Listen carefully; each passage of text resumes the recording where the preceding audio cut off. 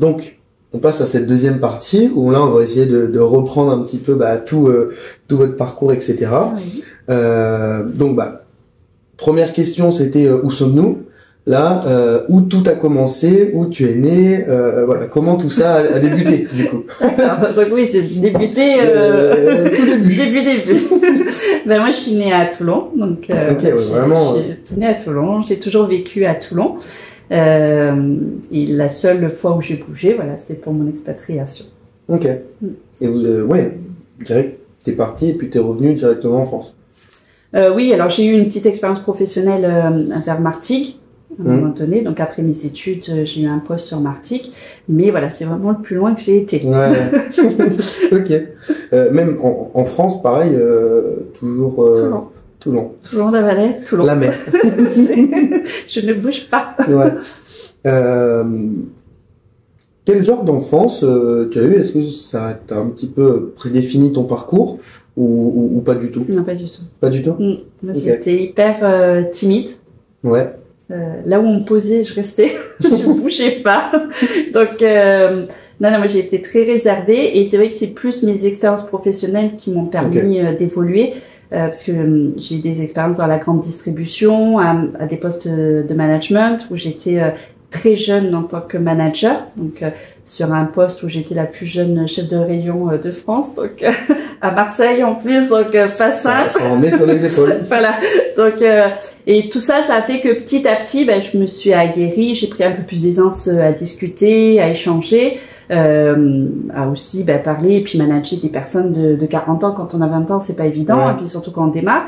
Mais c'est, je pense, les claques dans la vie et surtout professionnelles qui font que on évolue. Ouais. Ok. D'ailleurs, là, c'est rien à voir avec les questions, mais est-ce que pour toi, le management et la formation, est-ce que c'est similaire? Alors, je dirais pas forcément similaire, mais pour être manager, parce qu'un manager, il y a plusieurs managers, d'accord? Il y a le manager petit chef, il y a le manager leader. Donc c'est vrai que lorsque je fais les formations, parce que dans les formations je faisais management, donc j'explique un petit peu tout ça, et ce qu'il faut c'est surtout être à l'écoute des autres, donc être dans l'empathie et à l'écoute et savoir poser un cadre. Voilà, donc ça c'est vraiment le point primordial, et des règles claires. Voilà. Et c'est comme ça dans tout en fait, que ça soit même dans le perso, dans le pro. Ouais. À partir du moment où il y a des règles, qu'on les applique et qu'on les fait appliquer, en principe, il y a pas de souci. Ouais, voilà. Pareil, en termes d'études, du coup, est-ce que tu peux nous expliquer tes études, comment tu as vécu l'école? Alors, moi, j'aime bien l'école parce que justement, j'aime bien apprendre des choses. Je suis curieuse et j'aime maîtriser les choses pour pouvoir après les transmettre. Donc moi j'ai fait un DUT technique de commercialisation à Toulon en alternance et au sein de Conforama à La Valette. Ok, ouais. Voilà, donc en tant qu'adjointe de chef de rayon. Et là, cette formation-là, à l'issue, j'ai eu une opportunité, donc justement à Martigues, où j'étais chef de rayon d'un magasin à Conforama. Voilà. Bon, après, je suis revenue sur Toulon, donc j'ai démissionné. J'ai eu quelques expériences encore dans la grande distribution, donc que ça soit à Ikea, que ça soit à Chosseland à l'époque adjointe de magasin. Voilà, c'était toujours à des postes de responsable et de management. Et après, donc j'ai eu l'opportunité de reprendre mes études. Donc ça, c'est vrai que c'est pas facile, mais on a cette chance quand même en France de pouvoir reprendre ses études à tout moment, et ça c'est une très grande opportunité. Où j'ai repris une licence en ressources humaines. Donc toujours à Toulon. Ouais, toujours. Et puis toujours un petit peu dans le même secteur, j'ai envie de dire, de métier. Oui, c'est vrai que je suis allée en grande distribution au début parce que bon, je savais pas quoi faire. Donc voilà, j'ai fait un DUT Tech Deco, et après j'ai voulu faire RH pour avoir des compétences complémentaires en management et surtout me réorienter plus côté administratif, parce que bon, la grande distribution c'est bien, mais voilà, au niveau des horaires, etc., c'était compliqué. Et donc j'ai eu l'opportunité à l'issue de cette licence d'intégrer la couveuse interface, ce qui m'a permis de découvrir le monde de l'entrepreneuriat. Donc là, pareil, j'y connaissais pas grand-chose, l'entrepreneuriat. Mais ce qui était bien, c'est que c'est pour accompagner les porteurs à tester leurs projets. Donc voilà, ça me permettait en même temps de découvrir avec eux. Et c'est là que j'ai appris les étapes de la création et que j'ai pu me faire une première initiation à la formation, parce que j'ai animé du coup les formations, j'ai animé le développement de la structure au niveau du département, parce que j'ai ouvert des antennes, etc. Donc ça m'a permis aussi d'aller à la rencontre de partenaires, à développer ce côté de réseau, de communication. Donc c'est là où j'ai développé aussi d'autres choses et après je suis partie à l'étranger. Ok. Est-ce que tu as lancé des petits business pendant justement tes études ou directement après? Non, j'étais vraiment pas dans l'optique entrepreneuriat, mais absolument pas. Moi, je dis la bonne salariée de base qui faisait ses heures, bien plus parce qu'on était dans la grande distribution, mais qui avait son salaire tous les mois et qui faisait ses projets, son budget avec ça. Mais j'avais quand même besoin d'avoir des postes où j'étais soit autonome, soit avec des responsabilités. J'étais pas juste un poste où j'exécutais. Il fallait que je prenne des initiatives. Voilà. Donc c'est pour ça que peut-être que l'entrepreneuriat a été plus facile, accessible, parce qu'il y avait cette habitude-là de prise d'initiative et de gestion de projet. Oui, peut-être une envie de liberté aussi, du coup, d'être... Ok. Du coup, tu as eu pas mal d'expérience dans le salariat. Qu'est-ce qui t'a plu? Qu'est-ce qui t'a déplu? Qu'est-ce qui t'a fait du coup changer de bord, si on peut dire ça comme ça? Ce qui plaît entre guillemets, c'est la sécurité. C'est-à-dire que tous les mois on a son salaire et on gère ses activités personnelles en fonction du salaire qu'on a. Il y a aussi le côté des horaires, c'est-à-dire qu'on a des horaires fixes. Une fois qu'on est rentré chez soi, on fait une coupure. Ce qui me déplaît, c'est des fois selon avec qui on travaille, si on n'est pas d'accord ou sur la vision, etc. Des fois c'est difficile d'accepter ou c'est difficile. Mais c'est vrai que jusqu'à présent, moi j'ai toujours eu cette possibilité d'être autonome parce que j'arrivais à prouver que je pouvais travailler en autonomie. Mais c'est vrai que dès que je sentais qu'on voulait trop m'enfermer dans un cadre, que j'avais plus cette possibilité de prendre des décisions, des initiatives, je partais. Ok. C'est vrai qu'il y en a souvent, ils ont un but. Quand ils arrivent à ce but, ils se lassent et puis ils changent de but. Mais c'est vrai qu'il y a aussi complètement cette... les gens, ils veulent vous mettre dans des cases. Donc c'est vrai que quand on a une nature assez ouverte et où on aime la liberté, ça convient pas forcément. Oui, c'est difficile. Tout va dépendre aussi de la vision de l'entreprise. Ça dépend aussi du manager, parce que si le manager il sait prendre en considération les différents potentiels de chacun, il va les exploiter, les utiliser, parce que le but c'est ça, c'est qu'on utilise les compétences de chacun ou on va dire le potentiel de chacun pour pouvoir leur permettre de s'épanouir. Si le salarié il est épanoui, il va plus s'impliquer. S'il s'implique plus, il y a plus de rendement. C'est tout un enchaînement. Voilà. Mais bien souvent, c'est pas la vision.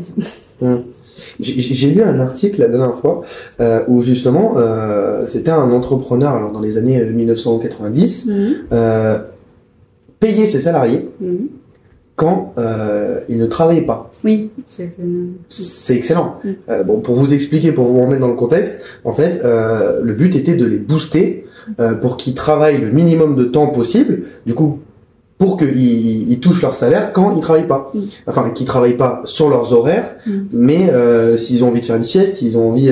Oui, en fait, c'est pour la résolution de problèmes. C'était, il me semble, Ford qui avait mis ça en place. Voilà. Et le but, c'était que les employés, quand il y avait une problématique sur la chaîne de production, ils devaient chercher à résoudre le problème le plus vite possible parce que pendant qu'ils étaient en train de faire ça, ils n'étaient pas payés. Donc c'était cette optique-là. C'est vrai qu'après présenté comme ça, on se dirait je vais pas payer des salariés à rien faire, mais c'était plus l'optique de se dire ok, faites en sorte qu'il n'y ait pas de problème et qu'on soit sur de la production non-stop. Oui, je pense que dans notre société actuelle, ça marcherait peut-être moins. Alors, ce qu'il y a, c'est que dans la société actuelle, il y a eu un gros revirement depuis le Covid.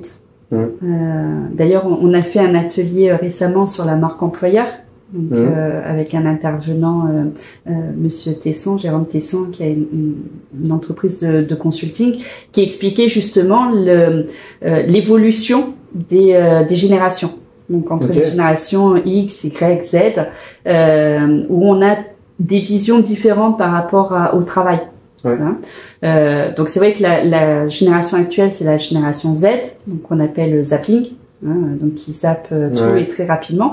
Et c'est vrai que c'est une génération qui est dans le système où ils attendent la récompense avant l'effort. Les générations d'avant, donc on va dire nos parents, étaient sur un système vraiment de travail, c'est-à-dire voilà, c'était leur objectif, on travaille. Moi, je suis dans la génération un peu intermédiaire où on est plus entre les deux, c'est-à-dire travail, vie perso, mais encore pas mal de travail. Cette génération Z, eux, c'est vraiment leur personne qui prime. Voilà, par rapport à l'évolution de la société, hein, c'est pas voilà. Mais du coup, il y a cette évolution-là à prendre en considération donc dans le travail. Donc, c'est-à-dire que maintenant, la condition principale de prise d'emploi, c'est les conditions personnelles. Voilà. Est-ce que je travaille le week-end? Est-ce que je travaille le soir? C'est pour ça que maintenant les restaurants ont du mal à trouver, qu'ils sont obligés de faire des horaires continus et non plus des pauses en demi-journée et puis après ils reviennent le soir, parce que les personnes veulent leurs conditions personnelles en priorité. Et depuis le Covid, ça a encore fait un revirement où les personnes sont aperçues que c'était pas mal d'être aussi à la maison, qu'on pouvait faire des choses et de pouvoir concilier les deux. Voilà. Bon, c'est vrai que là, il va falloir un réajustement parce qu'on ne peut pas qu'avoir du plaisir perso et pas avoir de rendu au niveau du travail. C'est pour ça que là, il y a des difficultés de plus en plus au niveau des recrutements. Les entreprises ont du mal à trouver les personnes en face. Et il y a un problème aussi en face d'engagement. Donc, c'est-à-dire que les personnes, elles ont du mal à s'engager comme avant. Avant, quand on était dans une entreprise, c'était quasiment pour toute sa vie. Moi, je sais, quand j'ai travaillé à Conforama, il y a des personnes, elles sont parties à la retraite là, mais elles avaient commencé depuis l'âge de 16 ans, 18 ans. Donc, elles ont fait toute leur carrière dans l'entreprise. Déjà, moi, c'était quasiment fini. La génération de maintenant, s'ils font un an, c'est déjà super. Donc, il y a cette évolution-là qu'il faut prendre en considération. Que ça soit au niveau du management, au niveau de la vision de l'entreprise, à plein d'échelles. Ok, super intéressant. Peut-être qu'on y reviendra dans différentes questions. Pareil, du coup, tu as énormément de compétences et d'expérience dans l'accompagnement, dans la formation. Qu'est-ce qui t'a fait aimer du coup toute cette transmission de savoir? Pareil, j'ai vu que tu as été marraine bénévole, où tu es actuellement du coup? Non, c'était avant que j'intègre l'initiative. Ok, voilà. Donc est-ce que c'était dans la même continuité de toujours apporter aux gens? Oui. Ce qu'il faut, c'est que quand on crée un projet, il faut connaître ses valeurs. Parce que on va créer son entreprise sur ses propres valeurs. D'accord. Et moi, une des valeurs principales, c'est vraiment la transmission. Donc, je ne peux pas juste, on va dire, vendre une prestation. Moi, il faut vraiment que la personne en face, elle en tire quelque chose et qu'elle puisse l'utiliser un maximum. Donc, par rapport à ça, c'est vrai que inconsciemment, finalement, toutes les expériences, parce que même dans la grande distribution, finalement, j'étais plus à accompagner les équipes, à essayer de faire en sorte qu'on arrive tous ensemble à atteindre les objectifs, etc. Donc, même dans la grande distribution, j'ai démarré comme ça. Et c'est vrai qu'après, toutes les expériences professionnelles, faut ressortir la transmission. Donc c'est vrai que l'école, finalement, ça a été, je pensais pas volontaire, mais je pense que c'était destiné. Où mon projet premier, c'était vraiment de transmettre un maximum aux élèves et de leur faire, on va dire, découvrir des valeurs pour moi qui sont incontournables. Le respect, la justice, etc. Pour moi, c'était important et que je trouve qu'il se perd un peu dans la société. Donc c'était un petit peu comme un devoir, une mission pour moi. Et c'est vrai que là, tout ce que je fais, c'est toujours dans l'optique de transmettre, que les personnes aient un maximum d'informations pour pouvoir faire par eux-mêmes. Voilà. Donc c'est-à-dire que même là, quand j'accompagne ou que je reçois un entrepreneur, ben, si je vois qu'il est trop en amont, je vais revenir avec lui sur les étapes, etc., pour lui expliquer, pour voilà, revenir point par point pour qu'il comprenne bien l'importance de la préparation. Ok. Mais du coup, tu as créé une société également pour préparer les gens à s'expatrier au Maroc. C'était avant que du coup toi-même tu t'expatries ou c'était après? Alors, c'est une association. Ok. Voilà, que j'ai créée avant de partir. Donc au Maroc. Donc elle avait été créée en 2014. Donc comme ça avec une amie à moi, on a créé. Et après je l'ai mis entre parenthèses quand je suis partie au Maroc. Je l'ai mis en sommeil. Et quand j'étais dans l'école, donc que j'ai créé l'école, je recevais beaucoup de parents qui s'expatriaient, donc qui pensaient que voilà c'était l'Eldorado et que ça allait pouvoir résoudre beaucoup de problèmes qu'ils pouvaient avoir en France, soit on va dire de valeur aussi, ou que ça soit pour donner un certain mode de vie aux enfants, à la famille, etc. Et qui repartaient après dans des situations catastrophiques. Parce qu'ils n'avaient pas préparé. Bah oui, parce que l'expatriation n'était pas préparée. Voilà. Donc ils pensaient, c'est vrai que quand on y va en vacances, on dit ouais c'est pas cher, c'est super et tout. Mais après au quotidien, le coût de la vie n'est pas donné parce quand on s'expatrie, on reste quand même avec son mode de vie à l'européenne. Donc c'est pas vrai. On dit non mais je vais vivre comme c'est pas vrai. Voilà. On reste quand même avec nos modes de vie, que ce soit au niveau consommation, que ce soit au niveau de logement, au niveau de pas mal de choses. Et du coup ça coûte assez cher. Et quand on a des enfants, là-bas, tout est payant. La scolarité est payante, la santé est payante, les activités extrascolaires sont payantes, et tout ça accumulé, ça coûte très cher. Ouais, ça revient au même, voire plus. Ah largement plus, parce que la scolarité est très chère. Voilà.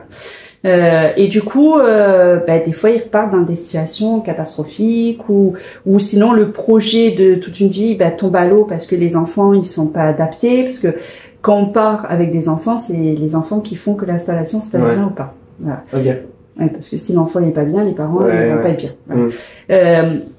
Et du coup, quand je suis rentrée ici, je me suis dit, il faut que je puisse les accompagner et pas faire en sorte que les gens partent comme ça, pensant que c'est facile. Et là, d'autant plus que les gens ils s'expatrient, mais à vitesse grand V, parce que avec tout ce qui se passe actuellement, tout le monde veut partir un peu partout, pas qu'au Maroc. Mais c'est vrai que du coup, je me suis dit, pourquoi pas en faire profiter de mon expérience et du réseau que j'ai créé là-bas. Déjà, c'est bien d'avoir fait en tant qu'association, parce que du coup, ça permet. Il n'y avait pas de coût à part du coup d'adhérer à l'association. Voilà, c'est une adhésion qui est minime, et ça leur permet d'être accompagnés, conseillés, et puis mis en réseau. Ok. Oui, avec des acteurs directement qui sont au Maroc. Ok. Super cool, franchement. Et ensuite, du coup, tu as créé l'agence de digital. Oui. Si j'ai bien compris et si je l'ai bien prononcé. Et pareil, comment, du coup, tu as réussi à te diversifier dans un secteur qui est aussi concurrentiel que des agences de communication web? Alors, justement, parce qu'on ne s'est pas positionné sur agence web classique. C'est-à-dire qu'on est vraiment plus, parce qu'on est deux. C'est-à-dire, moi, j'intervenais sur la partie plutôt audit et stratégie, donc de bien définir quel est le besoin de l'entreprise en fonction de retravailler sa cible, travailler ses valeurs, son discours, etc. Et après le volet technique qui eux vont concrétiser les choses avec la réalisation d'un site web ou la création des réseaux sociaux. Mais c'est plutôt sur de l'accompagnement, c'est-à-dire que moi je vais travailler ça en amont et après c'est de les accompagner à reprendre la main sur la communication, etc., pour qu'ils puissent faire par eux-mêmes. Voilà. Donc c'est pas une agence de com traditionnelle, on va tout gérer de A à Z. Non, parce que on s'éloigne encore du côté de transmission et accompagnement. Oui, c'est plus petite brique par petite brique, petit projet par petit projet. Oui, puis c'est vraiment que la personne elle s'implique et qu'elle comprenne que la communication va dépendre d'elle. Parce que pareil, il y a une évolution dans la com, c'est-à-dire qu'avant on communiquait sur une marque ou une entreprise, maintenant il faut communiquer sur un porteur. et ses valeurs, et on achète pour la personne ou le message ou l'identité. Plus parce que voilà, c'est l'entreprise lambda, ou c'est parce que voilà. Donc il faut transmettre ce message-là. Et ce message-là, qui peut le transmettre? L'entrepreneur lui-même. Voilà. Donc c'est pour ça qu'il faut qu'il s'approprie sa propre communication et qu'il sache voilà qu'est-ce qu'il peut faire, et puis surtout voilà qu'il se familiarise avec les réseaux. Voilà. Sans faire. C'est pour ça qu'on cherchait pas des grosses entreprises, etc. C'est vraiment le porteur en lui-même pour qu'il devienne maître de sa propre communication. Ok. Et du coup, pareil, après, celle-ci a été pareil arrêtée. Après combien de temps? C'est que elle a été arrêtée quand je suis rentrée ici. Voilà. Ok. Oui. Parce que c'était pendant la période du Maroc. Oui, c'était voilà, et puis pendant la période de formation. C'est-à-dire que moi, voilà, les personnes que je pouvais avoir en formation, parce que la formation, je le faisais donc pour des organismes de formation, etc., sur différentes thématiques, que ça soit le management, la communication, la gestion, etc. Et en fonction du profil, si la personne elle était chef d'entreprise, il savait que je pouvais l'accompagner après dans le cadre de l'agence de com et pouvoir lui faire son site, voilà, mais avec ce volet d'accompagnement. Voilà. C'est pas il nous laisse faire et puis voilà, on s'en occupe. Non, c'est derrière, il a la main, donc j'en ai encore voilà des fois qu'ils me contactent, etc. et que je vois leurs publications et ça fait plaisir de voir que maintenant c'est eux qui ont la main, qui ont développé, qui savent s'en servir. Ouais, carrément. Et du coup, après tout ça, il y a eu le centre de formation CCF. En fait, c'est un peu tout en parallèle. C'est un peu ça peut être une force comme ça peut être une faiblesse, et je suis en capacité de gérer pas mal de choses en même temps. Je pense que c'est une force. Donc c'est vrai que quand je suis rentrée du Maroc, voilà, j'ai créé l'organisme de formation, voilà, qui était donc principalement sur ces volets-là, management, gestion et marketing, c'est ces trois volets. Et en parallèle, en fonction, donc je l'avais commencé au Maroc, mais voilà, je le faisais aussi en parallèle, l'agence de communication. Ouais, ok. Oui, pour répondre à tous les besoins. Ça fait des passerelles. Ouais. Voilà. Ok. Du coup, j'ai plusieurs questions par rapport à ce centre de formation. C'est quoi les processus de travail qui te permettent de justement, on en revient à ce que tu viens de nous dire, de pas te faire submerger par tous les projets en cours? De l'organisation. Donc c'est-à-dire qu'il faut avoir et puis une vision claire. C'est-à-dire que je prenais un grand tableau à la maison et j'avais commencé à structurer parce que voilà, au niveau des formations, j'avais un planning où voilà, c'était bien cadré, c'était des jours et des créneaux bien précis. Et après pour l'agence de com, ça va être de faire sur le tableau quels sont les projets en cours, quels sont les deadlines obligatoires, quels sont voilà, et au moins c'est visible. Donc d'avoir quelque chose, voilà, une organisation. Du recul, quoi. Oui, d'avoir quelque chose de clair et visuel. Alors moi c'est vrai que je suis très visuelle, donc pour ceux qui sont visuels, voilà, il leur faut des outils d'organisation. Et pour les autres, c'est vrai qu'après on peut avoir tous des méthodes différentes, mais ce qu'il faut, c'est d'avoir une vision claire, savoir qu'est-ce qu'on fait et par moment savoir dire stop sur certaines choses. Voilà, ça aussi c'est des fois difficile. Ouais. Ok. Et comment on fait, du coup, vu que tu as fait une agence de communication et tout ça, comment on fait pour créer une stratégie marketing en harmonie avec du coup ces valeurs et les valeurs qu'on veut inculquer à notre entreprise? Mais c'est dans la communication, c'est-à-dire que si les valeurs elles sont claires pour soi, donc c'est pour ça qu'il faut bien les travailler. Dans la communication, ça va se ressentir. Ouais. Voilà. Donc c'est-à-dire que le message, il va faire ressortir qu'est-ce qu'on veut transmettre, à qui on va s'adresser, ce sur quoi on ne va pas. Voilà. Et automatiquement, les personnes, à force de lire les messages, parce qu'il y a une orientation dans les messages quand même, ils vont se reconnaître ou pas. Voilà. Et ceux qui vont se reconnaître vont dire c'est ça que je cherche. Voilà. Si par exemple dans l'agence de com il y a quelqu'un qui veut une agence qui s'occupe de A à Z et que eux on les embête pas ou qu'on leur dit pas de nous donner les éléments etc. On correspondra pas. Et ça ils le comprendront dans les messages. Voilà. Par contre quelqu'un qui veut être formé et puis pouvoir prendre les choses en main. ben, là, on va lui correspondre. Oui. Donc, c'est vraiment dans la communication que c'est important. D'où l'importance de bien connaître sa cible et de connaître ses valeurs. C'est la base. Vous avez compris? Tout est impacté. D'où l'étude de marché. Ouais. Ben, de toute façon, oui. On prend souvent l'exemple de l'immeuble, mais bon, moi, c'est ce que j'ai envie, c'est les fondations de la maison. Voilà. Ça. Si le projet n'est pas clair, et comme on l'a vu avec le Covid, les projets qui n'étaient pas clairement définis ont périclité. Ceux qui ont pu perdurer, c'est ceux qui ont pu rebondir parce qu'ils connaissaient leur cible et ils ont su que, bah, par exemple, pour les restaurants, ils faisaient de l'emporter, ils allaient pouvoir répondre aux besoins. Voilà, ils ont pu vite rebondir. Ouais. Nous, pendant le Covid, bah, j'avais l'école à l'époque. Bah voilà, on a mis les cours en ligne, on a fait des visios. Tout le monde était en cours du matin au soir. Les élèves, ils étaient comme si qu'ils étaient en classe. Pareil. On avait fait un planning, on envoyait aux parents, on avait fait des groupes WhatsApp. Voilà, on a pu réajuster. Que beaucoup d'écoles n'ont pas fait. Voilà, nous on les a pas lâchés. C'est quoi tes conseils pour toute la partie gestion de projet? Du coup, là, on parlait un petit peu d'organisation, prendre du recul, etc. Est-ce que tu aurais d'autres conseils, justement, pour mener à bien un projet de A à Z? Ça va être de le découper par étapes. Donc, première étape, ça va être de faire son étude de marché. Donc, pour quelqu'un qui est vraiment en amont. Donc, l'étude de marché, bien définir ses prestations, sa cible, d'étudier sa concurrence, etc. Donc, ça va être déjà de tout se lister. Qu'est-ce qu'il faut faire, et au fur et à mesure de valider quand c'est fait et de manière à passer à l'étape suivante. Voilà. Donc, sans la gestion de projet, c'est des étapes et des deadlines.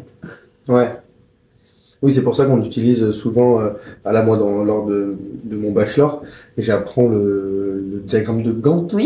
Donc du coup petit à petit, étape par étape, marche par marche. Voilà, et d'aller chercher les infos. Alors, toujours pareil, à la source. Voilà. C'est-à-dire que si on a des questions qui concernent les impôts, il faut aller aux impôts. Si ça concerne l'URSSAF, on va à l'URSSAF. Voilà. Mais de pas faire, parce que des fois j'en vois et ils posent des questions sur Facebook et les personnes y répondent, etc. Mais non, il faut aller à la source, toujours à la source. Ok. Et pareil, dans tes compétences, du coup, du CCF, tu parles de relations clients, d'évaluation des besoins. Comment on arrive à se mettre à la place du client? Par exemple, je m'étais noté, genre, moi, dans mon projet, du coup, de l'Entrepreneur Club, j'arrive pas à trouver l'offre irrésistible pour les entrepreneurs qui voudraient être mentors. Donc un porteur de projet, il va payer 20 € par mois et il pourra rentrer dans tout l'écosystème. Un entrepreneur qui veut faire grossir sa boîte, il payera 100 € par mois ou 1000 € à l'année. Il gagne 200 €, enfin voilà. Et par contre, l'entrepreneur vraiment aguerri qui veut se positionner en tant que mentor, c'est là où j'arrive pas, parce que certains me disent ouais, mais pourquoi tu vas lui faire payer alors que c'est lui qui va conseiller les gens? Donc il va payer pour donner aux gens. Pas forcément foufou. Si j'avais trouvé une autre idée, je sais pas si on le laissera ou on le coupera, mais de tout simplement avoir un contrat entre les deux parties, donc le porteur de projet et le mentor, et qui récupère des parts de l'entreprise. Sauf qu'un entrepreneur qui a déjà son entreprise ou même un porteur de projet ne voudra pas forcément donner des parts comme ça juste pour du temps, de l'expertise, du réseau, du mentor. Donc comment pour ce type de cas, comment trouver en connaissant sa cible, pourtant on a toutes les étapes qu'il faut en amont, mais du coup comment résoudre un problème comme ça? Est-ce que tu as posé la question tout simplement à ta cible? Oui. Et qu'est-ce qu'ils te disent? Eh ben ils me disent oui, ça peut être bien. Non, moi jamais je donnerai un départ. En fait, j'ai tout un tas de réponses. Donc ça, ok. Mais une fois que j'ai ces réponses, comment les mettre en application et comment en ressortir le meilleur et trancher et prendre une décision par rapport à ça. Mais ça va être déjà alors il y a l'histoire des 4P là, en marketing mixte, de bien valider le besoin par le biais du questionnaire, donc d'aller à la rencontre, de voir quelles sont leurs attentes ou quelle est la problématique aujourd'hui qu'ils peuvent avoir. Donc là, tu as 2 cibles. Tu as l'entrepreneur qui est plutôt dans l'axe de la demande, du besoin, et le chef d'entreprise qui va apporter. C'est ça. Donc, ça va être de voir quel va être vraiment le besoin de chacun et à quel moment ça peut se combiner. Chef d'entreprise, lui, ce qu'il a besoin, c'est vrai que le temps, il est coûteux, il est très cher. C'est plus du business qu'il a besoin de faire. D'accord? C'est du business ou business. C'est-à-dire que quand il est mentor à titre bénévole ou quoi que ce soit, c'est souvent qu'il est à la retraite, ou ça veut dire que déjà il a son activité qui tombe tout seul, qu'il soit là ou qu'il soit pas là, ça y va. Ou qu'il le veut tout simplement. Ou qui le veut, mais c'est vrai que quand t'es solopreneur, c'est compliqué de donner du temps, parce que pendant que t'es en train de donner du temps, ton business il tourne pas. Donc ce qu'il faut, c'est vraiment voir, par exemple, de proposer un service, donc où il va pouvoir faire du business. Il est là pour ça, et d'apporter une contribution à quelqu'un, mais après il faut que tu vois avec la personne en face qui a eu la contribution comment le faire. Alors ça peut être par exemple, c'est vrai que le côté associatif ça permet beaucoup de choses. Voilà, ça peut permettre que il rentre dans ton club pour le côté business, mais pour le côté de soutien et appui, ça peut être sous la forme associative, par exemple. Tu vois. Après, il n'y a pas une solution comme ça miracle. Ce qu'il y a, c'est qu'il faut poser les choses, mettre à plat toutes les possibilités, les solutions que tu en tires par rapport à cette étude, et après tu resoumets, on va dire, la proposition finale que tu as pu en tirer, et tu testes, et puis tu réajustes. Voilà. Quitte à peut-être tester avec des formes juridiques qui sont moins risquées. Par exemple en micro, des choses comme ça. Tout dépend de l'activité. Voilà. Ok. Merci. J'espère que vous pourrez l'appliquer. Là, du coup, j'ai pris un cas personnel, mais j'espère que, parce que c'est aussi le but, que vous l'appliquez à vos propres idées, à vos propres projets. Si on veut mettre en place des ateliers digitaux, comment ça se passe? Comment on trouve l'idée? Comment parce que là, du coup, je vais plus amener les discussions sur votre casquette mentor, du coup. Donc voilà, comment on trouve l'idée du concept, comment on le met en place. On revient un peu dans cette gestion de projet-là, mais du coup avec un cas un peu plus pratique. Par exemple, on peut reprendre un exemple, si jamais ça fait encore plus précis. Moi, pour l'Entrepreneur Club, j'aimerais mettre en place le week-end débat. C'est-à-dire, en début de semaine, je propose 5 sujets. 5 sujets, peu importe le chiffre, mais je propose des sujets et les membres choisissent le sujet, et le samedi, peu importe l'heure, on se retrouve en visio ou en présentiel et on peut débattre tous ensemble sur un sujet. Toujours autour de cette thématique entrepreneuriale ou tout ce qui est en lien économie, voilà, tout ça. Pour ça, moi je pense que c'est toujours pareil, c'est d'aller questionner sa cible. Parce que on a l'idée, si tu veux, moi à chaque fois que je reçois quelqu'un ici dans le cadre de sa création d'entreprise, je lui fais toujours le même schéma. C'est-à-dire qu'il y a l'étape 1 qui est l'étude de marché. On pose un petit peu ce qu'on pense faire, à qui on va s'adresser, etc. L'étude financière et le choix du statut juridique. Et pour valider l'étape 1 et l'étape 2, c'est-à-dire l'étude de marché et l'étude financière, je mets toujours, donc je fais une petite accolade avec l'étude terrain. Et la validation sur le terrain. Parce qu'il y a ce qu'on se fait comme idée, et après la réalité du terrain. Et ça permet de réajuster son projet donc avant de se lancer, d'accord. Donc par le biais d'un questionnaire ou par le biais d'échanges ou de rencontres comme tu fais là, ça va permettre de voir quels seraient les besoins réels. Donc est-ce que ce que tu avais prévu en prestation, ça correspond pas, ou est-ce qu'il y a des choses à modifier? Est-ce que c'est la bonne cible qui sera intéressée ou pas? Après, ça permet aussi de valider le prix de la prestation. Est-ce que c'est le prix qu'ils seraient prêts à mettre ou pas, de le réajuster. Le canal de communication qu'ils voudront utiliser, tu vois. Et ça peut permettre également de démarrer ta base de données. Parce que ça, c'est le point le plus important. C'est-à-dire qu'une fois que tu es lancé, tu as déjà une base de données qui est opérationnelle et tu n'as plus qu'à balancer le fait que c'est ouvert et que ça démarre. Donc, oui, c'est une bonne idée. Après, de voir si réellement les gens ciblés seront intéressés ou pas, ou est-ce que ils te donneront peut-être d'autres idées en te disant bah non, moi ça serait peut-être plus de le faire sous un autre format, etc. Bah, après tu réajustes, tu testes. Il y a toujours le côté voilà, il faut y aller. Tu testes, tu réajustes, toujours comme ça. C'est très bien. J'espère que vous prenez des notes. Moi, c'est vrai que je re-regarderai la vidéo du coup, et là je les prendrai parce que bon, je vais pas noter en même temps. Mais là, en soi, vous venez de nous expliquer comment on monte un business, enfin les étapes, les premières étapes de comment on monte. De toute façon, quand on parle de business plan, parce que souvent on utilise des termes que on a l'impression que c'est un truc surhumain et difficile à faire. Mais le business plan, c'est quoi? C'est études de marché et études financières. Donc c'est pas sorcier, donc c'est-à-dire de vraiment savoir qu'est-ce qu'on va proposer et dans l'étude de marché, avant ça, il y a le porteur aussi. Savoir qui il est, quelles sont ses compétences, ses expériences, etc. et pourquoi il en arrive à ce projet-là. Voilà. Et après, ça doit avoir le fil conducteur avec l'étude de marché. Est-ce qu'on l'a validé ou pas sur le terrain? Est-ce qu'on a étudié aussi son marché? Par exemple, quel est le nombre d'entreprises sur le secteur, le bassin toulonnais, quel est le type... Parce que par exemple, des personnes qui veulent s'adresser à des grands groupes, sur le secteur barois, c'est compliqué. On a beaucoup de TTPE ou de PME, voilà, mais on n'a pas de grosses entreprises, quelques-unes, mais c'est pas la grande majorité.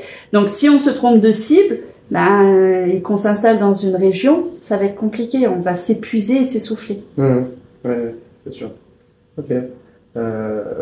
D'ailleurs, du coup, j'ai envie de rebondir sur ce que vous avez dit par rapport aux valeurs, par rapport à tout ça. Depuis tout à l'heure, on en parle. Les valeurs humaines du porteur de projet. Est-ce que vous avez, justement, dans vos accompagnements, etc., des outils, des méthodes pour se faire des feedbacks à nous-mêmes finalement et déterminer nos valeurs, pourquoi on fait ça, enfin toutes les questions qu'on doit se poser par rapport à ça. Alors moi j'ai un outil que j'utilise quand je fais l'atelier sur la stratégie de communication où justement on va travailler sur ces valeurs, donc c'est des mots clés qu'après on va décliner à qui on s'adresse, pourquoi les gens viennent vers nous. Donc j'ai un outil. Après l'élément le plus important aussi à garder en tête, c'est le pourquoi je fais ça.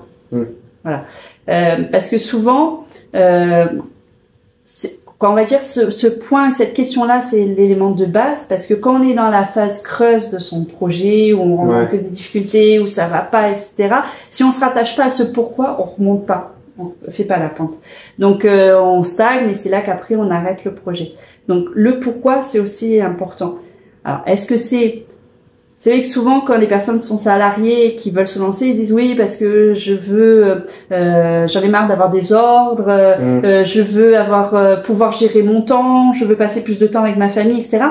Est-ce que c'est réellement un pourquoi assez fort pour les moments, pour tenir pour les moments difficiles?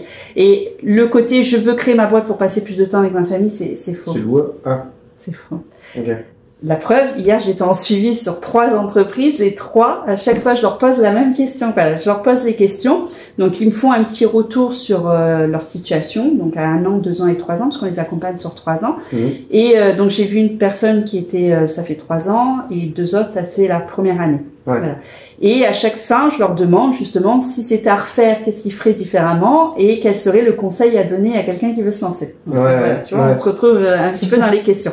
Et les 3 m'ont dit qu'il faut déjà prendre conscience que ça demande énormément de temps personnel. Ah oui, c'est vrai. Oui. On peut pas lancer un business en faisant du 9h midi, 14h, 17h et encore ça c'est déjà pas mal parce que j'en ai des fois qui viennent me voir en disant je veux ouvrir un restaurant mais je veux pas ouvrir le mercredi, je veux pas faire le samedi ni les soirs. Ça va être un peu compliqué pour avoir une viabilité d'activité. Voilà. C'est possible, mais ça veut dire qu'en face, il faut qu'il y ait une réalité financière. C'est-à-dire qu'on ne peut pas dire je veux gagner 2000 € par mois en ayant des horaires où la structure elle est toujours fermée. Voilà. Et le chef d'entreprise, il n'a pas l'arrêt une fois qu'il ferme son activité. Voilà. C'est du constant, c'est du 24/24, 7 jours sur 7. C'est-à-dire que tout le temps, on réfléchit, on mange entreprise, on vit entreprise. Parce qu'il y a le stress. On se lève, on pense à ça, et puis La dernière seconde, même on rêve de l'entreprise. Voilà. On se réveille en stress en disant mince, mais j'ai pas fait ça, j'ai pas envoyé ce mail-là, j'ai pas envoyé le devis, j'ai pas répondu à ce client. Et puis comment je vais faire pour payer mes factures? Et puis est-ce que je vais y arriver ce mois-ci? Voilà. Et c'est vrai que c'est un stress que l'on n'a pas quand on est salarié. Alors ça dépend des postes, mais voilà, en grande majorité, si demain l'activité, voilà, elle va pas, on n'a pas cette responsabilité du salaire, etc.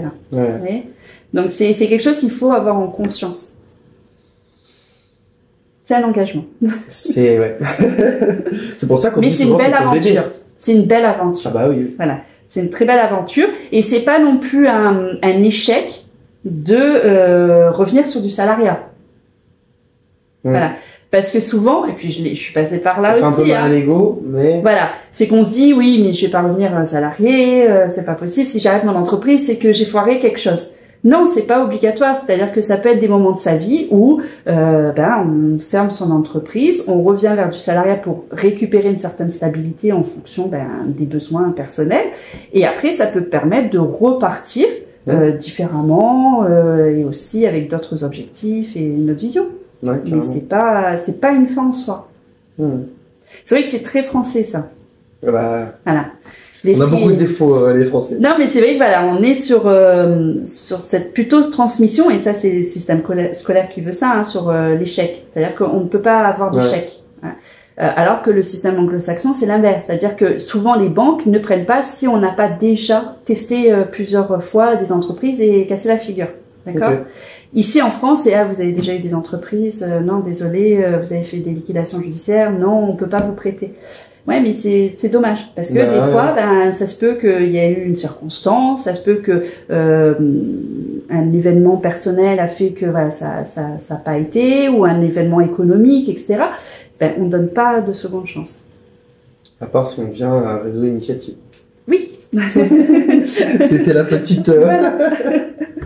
Comment on fait une bonne formation sur l'entrepreneuriat? C'est quoi entre guillemets tous les modules qu'il faut pour avoir une vision globale?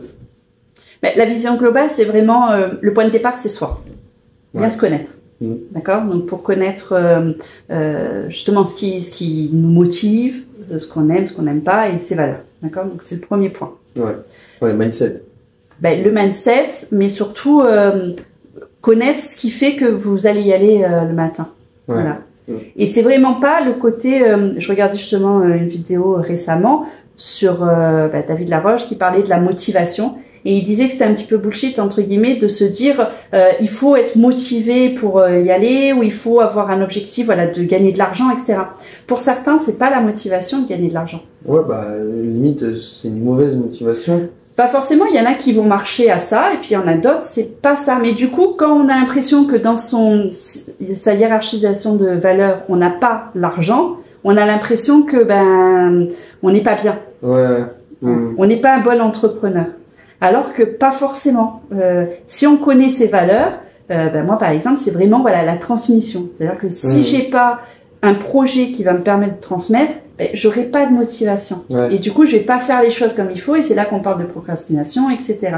Il y en a pour d'autres, s'ils gagnent pas d'argent, ils y vont pas. Mais il faut qu'ils connaissent leurs valeurs. Voilà. Donc ça, c'est le premier point. Le deuxième point, je reviens et j'insiste, et c'est peut-être la 10e fois que je dis l'étude de marché. Le troisième point, ça va être l'étude financière, donc pouvoir faire son prévisionnel.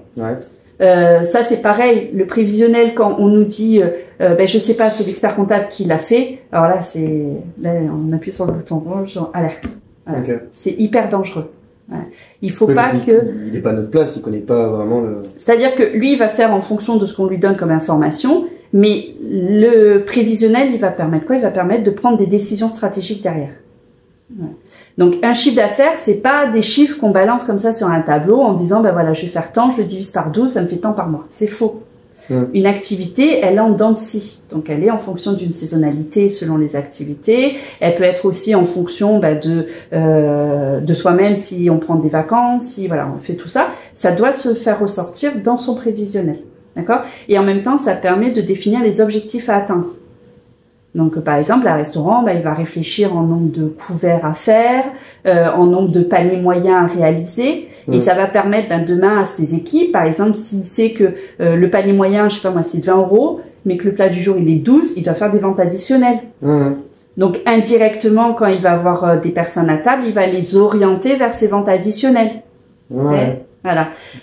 Pareil pour soi, c'est-à-dire que si on se dit, voilà, je suis dans la formation ou dans le coaching ou le consulting ou quoi, s'il faut que je fasse, par exemple, 5 prestations par semaine à temps de prestations, on sait que si on en a fait 4, la semaine d'après, il faut en faire 6. Donc, ça veut dire qu'il faut se bouger. Donc, oui, c'est vraiment s'adapter à tout.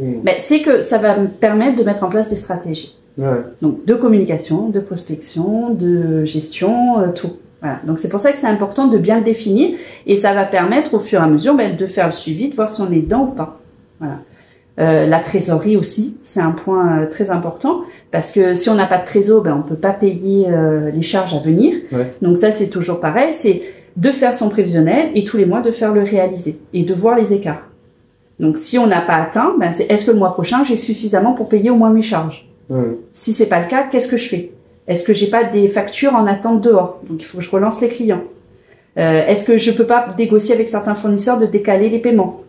Est-ce que je peux pas demander à ma banque? Vous voyez, voilà, c'est toujours être dans l'action et pas de subir. Parce que souvent, c'est ça, le chef d'entreprise, il fait l'autruche, il met sa tête dans le trou, il dit pourvu que ça passe et puis on verra tant que j'ai pas d'appel, ça va. Mais c'est pas la solution parce que du coup, on subit. Et le but de chef d'entreprise, c'est pas on va trouver une solution peut-être dans l'urgence, c'est-à-dire qu'on va aller à celui qui crie le plus fort. Voilà. Mais on sera toujours dans cet engrenage on n'arrive pas à s'en sortir, donc on met pas la tête hors de l'eau, et puis à un moment donné, on s'épuise, et puis on dit c'est bon, j'en ai marre. Mais parce qu'on n'a pas pris les choses à bras de corps. Voilà. Donc ça, c'est important, et de pas hésiter des fois à appeler à l'aide. Oui, il n'y a rien de mal à ça. Il n'y a pas de mal. Donc, ça peut être de dire, OK, là, voilà, je rencontre une difficulté, voilà, est-ce que vous pouvez m'aider? Donc, que ce soit la banque, donc avoir une bonne relation avec sa banque aussi, c'est important. Avec son expert comptable pour pouvoir faire des points réguliers et pas attendre la fin du bilan. Voilà. Donc, ça, c'est, voilà, le point 2, c'est l'étude financière. Le 3, c'est le choix du statut juridique adapté à son activité. Et non pas un choix de statut juridique parce que l'expert comptable il a dit il faut se mettre comme ça. Voilà. Ça c'est pareil, j'en ai plein, je me mets en SASU. Pourquoi? Je sais pas, c'est l'expert comptable qui l'a dit. Ok. Donc vous savez que vous allez payer, voilà, on appuie sur le bouton rouge et on dit voilà, vous savez que vous allez payer 70% de cotisation sociale. Non, je ne savais pas. Voilà. Est-ce que vous savez qu'il va y avoir ça et ça comme conséquence? Enfin, il faut jamais tout déléguer parce qu'il faut être un peu un couteau suisse. Enfin, c'est pas un peu, c'est faut être couteau suisse quand on est entrepreneur. Mais comment ça se fait que, enfin, c'est son job à l'expert comptable de savoir un petit peu toutes ces ficelles. Non, mais l'expert comptable lui va vous conseiller quelque chose en fonction de la situation. Mais si l'entrepreneur il cherche pas à comprendre pourquoi ça plutôt que ça, quelle est la différence, quelles sont les conséquences? L'expert comptable, il va pas le prendre par la main en lui disant bon allez venez, je vais vous expliquer quels sont tous les statuts juridiques, pourquoi ci, pourquoi ça. Il va le faire quand on lui pose la question. Mais pourquoi ça du coup toujours poser la question. mais pourquoi il le fait pas de lui-même enfin pourquoi des fois il a du coup un mauvais choix dans son choix d'entreprise, enfin de statut. Parce qu'il y a des entrepreneurs qui ne cherchent pas à comprendre. Ils délèguent. C'est vrai que dans l'entrepreneuriat, on va dire il y a 3 volets principaux. C'est déjà être technicien de son activité parce que voilà, si on maîtrise pas déjà son activité principale, ça va être compliqué. D'être gestionnaire et commercial, d'accord, et communicant. Selon, on va dire, l'appétence ou la facilité de l'entrepreneur, il va en négliger certains. Donc, il va les reléguer. Et il va faire en sorte qu'on n'embête pas trop avec ça. Donc, souvent, c'est la gestion. Rares sont ceux qui aiment bien les chiffres, etc.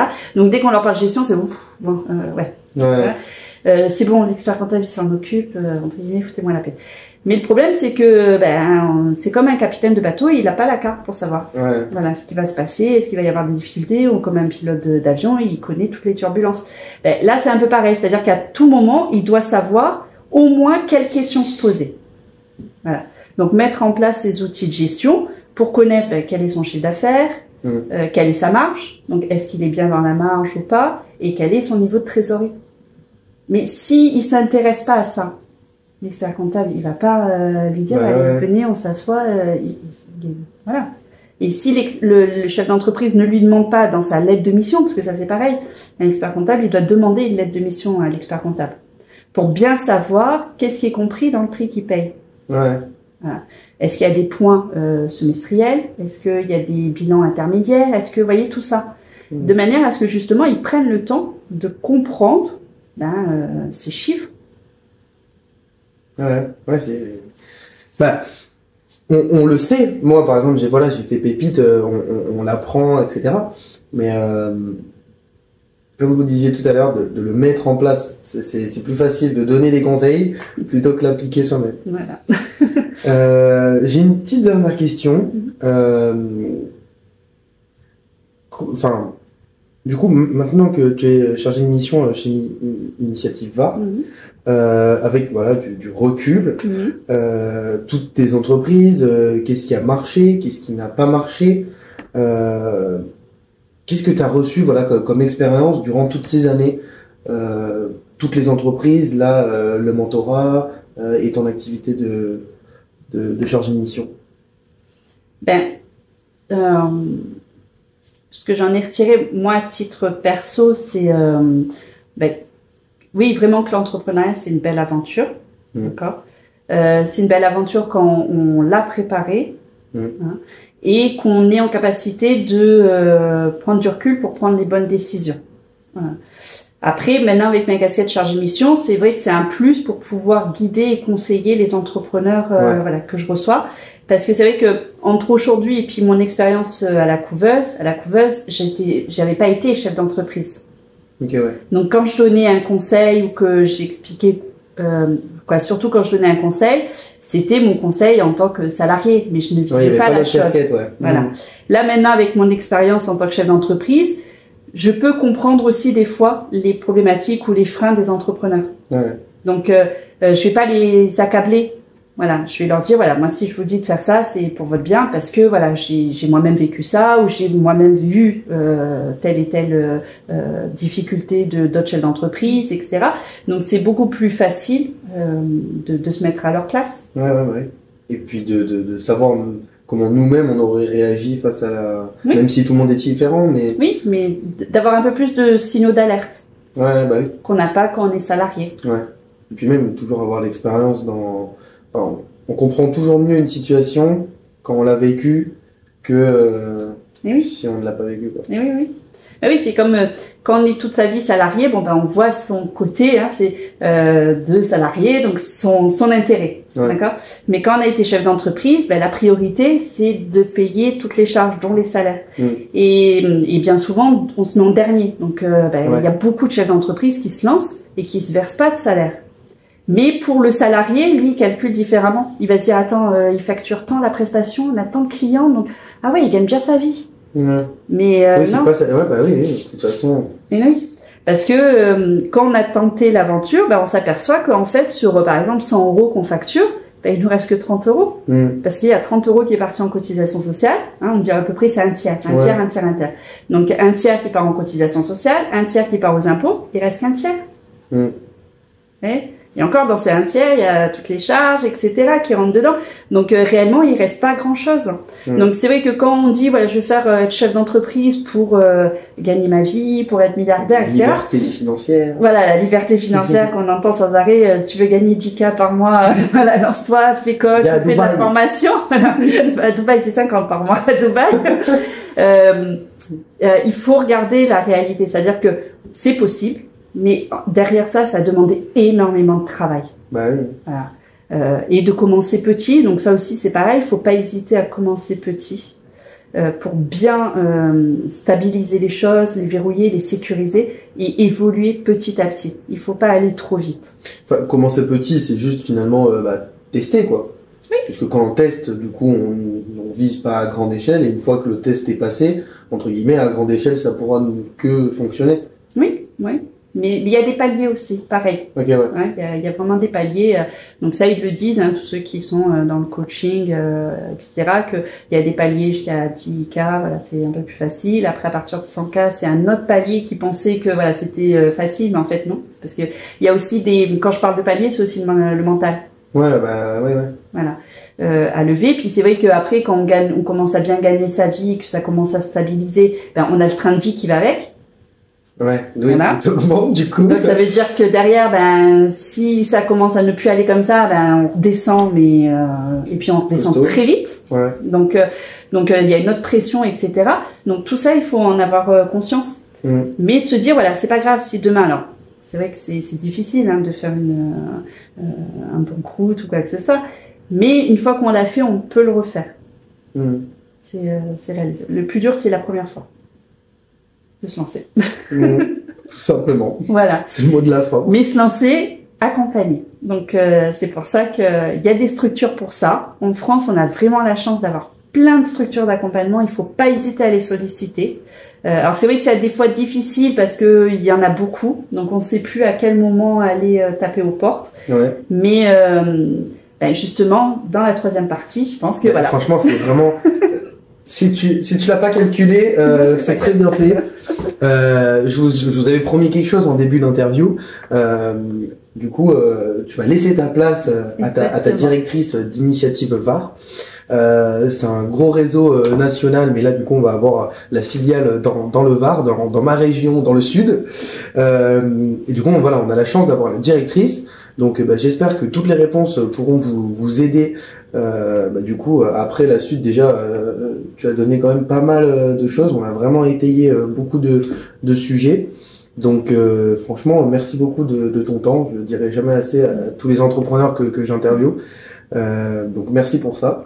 Et du coup, voilà, on va passer à la troisième partie avec Justine. Oui, exactement. Puis moi, je voulais te remercier pour cette initiative, hein, parce que c'est aussi beaucoup d'énergie à ton niveau, hein, et puis ça permet, voilà, aux entrepreneurs de se lancer vraiment plus sereinement et sécurisé. Ouais. C'est ça, d'avoir vraiment un maximum de valeur. Après là, c'est vrai qu'avec cette troisième partie, c'est un format un petit peu différent, puisque c'est pas ce que à chaque fois je prévois, mais du coup c'est génial parce que ça permettra aux gens d'avoir une autre vision. Le financement. Exactement. Le projet qui est voilà aussi une bataille pour financer son projet. Merci. Merci à toi Hugo.